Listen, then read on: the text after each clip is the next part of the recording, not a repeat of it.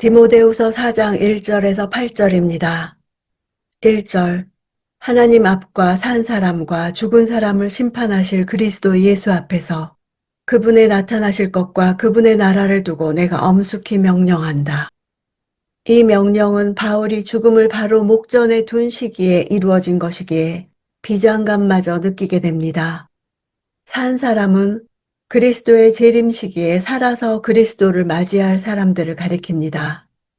죽은 사람은 그리스도의 재림 이전에 죽었다가 재림과 더불어 새로운 몸으로 부활할 자들을 가리킵니다. 모든 인류가 심판주 되신 그리스도께서 주관하시는 종말론적 심판을 피할 수 없음을 말합니다. 우리는 주께서 나타나실 것과 심판하실 것과 다스리실 것을 기대하며 전파해야 합니다. 2절 너는 말씀을 전파하여라. 때를 얻든지 못 얻든지 항상 힘써라. 끝까지 오래 참고 가르치며 책망하고 경계하고 권면하여라. 전파라는 단어는 공중 앞에서 복음을 선포하는 것을 말합니다. 초대교회 당시 황제 숭배 강요로 인해 기독교가 박해를 받는 상황에서 죽음을 무릅쓰고 이교도들 앞에서 말씀을 선포하는 것입니다. 이런 담대하고도 공개적인 선포 행위는 당시 자신의 경제적 이득과 명성을 위해 에베소 교회를 혼란으로 몰아넣고 있었던 거짓 교사들과 명백하게 대조를 이루는 것입니다. 여기서 때는 카이로스입니다. 적절한 때라는 뜻입니다. 복음을 전하기 좋은 환경이나 여건이 조성되었을 때를 말합니다. 때를 얻든지는 좋은 기회를 뜻하고 못 얻든지는 기회가 없음을 뜻합니다. 복음 선포 행위는 좋은 기회와 나쁜 기회를 불문하고 항상 신실성과 준비성이 요구되는 행위라는 것을 말하고 있습니다. 항상 힘쓰라는 것은 원래 곁에 서다, 가까이 있다라는 뜻입니다.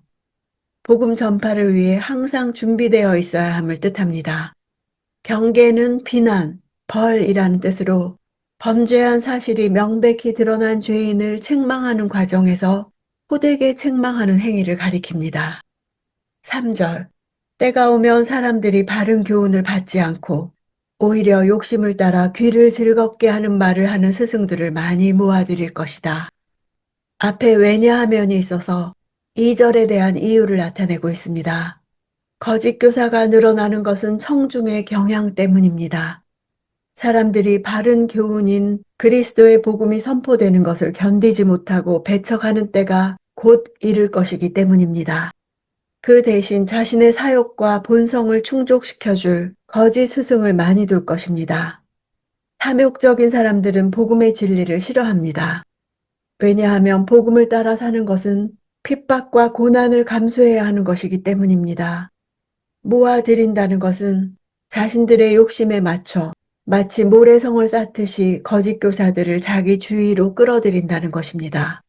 그러나 커다란 파도 한 번이면 그 모래성은 자취도 없이 사라지고 말듯이 종말론적인 심판의 때에 그들 역시 혹독한 심판을 면치 못할 것입니다.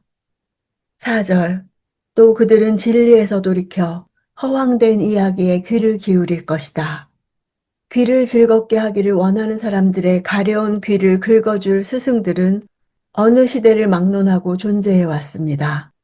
이렇게 거짓 스승들에게 붙은 이들은 결국 자신들의 귀를 진리에서 돌이킬 수밖에 없습니다. 진리는 죄를 찾아내서 지적하며 떠나도록 촉구하는 것이기 때문입니다.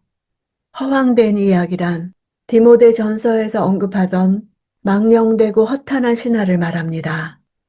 여기서는 복수형을 씀으로써 말세에는 허위에 근거한 허황된 이야기들이 범람할 것을 잘 보여줍니다. 5절 그러나 너는 모든 일에 정신을 차리고 고난을 받으며 전도자의 일을 하며 내 임무를 다하여라. 그러나 너는 디모데는 다르게 행동하라는 것입니다. 정신을 차리다는 단어는 원래 술 취하지 않다, 술을 삼가다라는 뜻입니다. 분별력 있는 맑은 정신을 의미합니다. 디모데가 목회 사역을 하는 가운데 말이나 그 행위에 있어 자신을 통제하기를 바라는 바울의 염원이 담긴 표현입니다. 바울은 거짓 교사와 구별되는 목회자의 특징을 고난받는 것으로 인식했습니다. 바른 교훈을 듣지 않으려는 사람들 앞에서 고난받을 각오를 해야 합니다. 6절. 나는 이미 부어드리는 제물과 같이 제물로 드려졌고 세상을 떠날 때가 되었다. 앞에 왜냐하면이 있어서 디모데가 그의 사역을 계속해야 하는 이유는 사도의 마지막이 가까웠기 때문입니다. 바울은 자신의 죽음을 희생제사의 마지막 의식으로 이해하고 자신에게 남은 마지막 피 한 방울마저도 하나님의 제단에 쏟아붓고 가겠다는 결연한 순교 의지를 말한 것입니다. 세상을 떠날에서 떠난다는 것은 원래 느슨하게 만들다, 풀어놓다 라는 뜻입니다. 선원이 배를 바다로 출항시키기 위해서 정박해 두었던 배의 줄을 푸는 것이나 여행자가 새로운 행선지로 향하기 위해 자신이 기거하던 텐트를 걷는 것과 같은 이미지를 연상시킵니다. 바울은 자신의 죽음을 배가 새로운 항해를 시작하는 것, 여행자가 여행을 끝내고 집으로 돌아가는 것으로 표현하고 있습니다. 7절.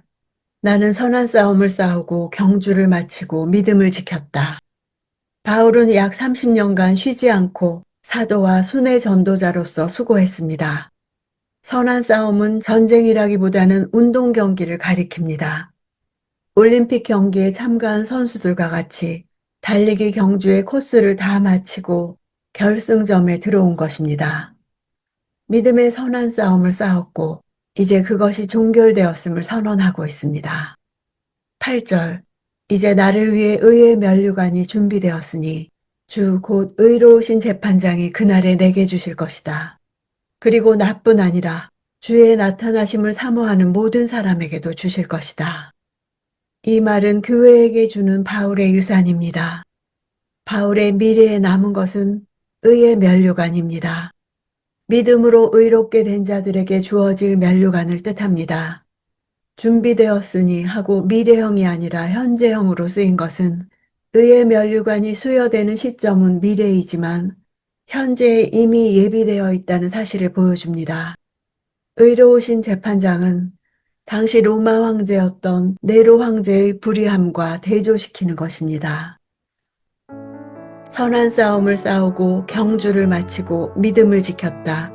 이 말씀은 바울 스스로 내린 자신의 일생에 대한 평가입니다.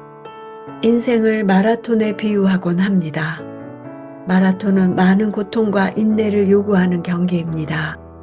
마라톤같이 길고도 험한 삶의 여정에서 우리는 함께 달리실 뿐 아니라 고통을 참고 견디라고 위로해 주시는 주님을 만날 수 있습니다. 주님과 함께 결승점에 들어오는 장면을 상상해 보십시오. 바울은 이와 같은 장면을 상상하면서 미래의 기쁨으로 오늘을 견딜 수 있었습니다.